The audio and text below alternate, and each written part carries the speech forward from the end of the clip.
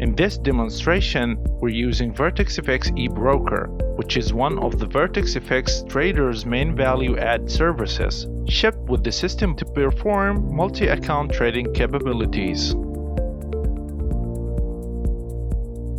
Make market position using VertexFX eBroker. Go to New Position tab, select the symbol and the distribution method between accounts, which they are equal parts, which divides the amount to the selected accounts equally, equity ratio, which divides the equity for each account on the total equity for the selected accounts, then multiply it by the total amount.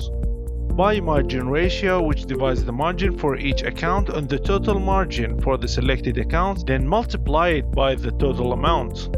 Select the accounts to distribute to, select the amount of distribution, then select the positions type, which is buy or sell.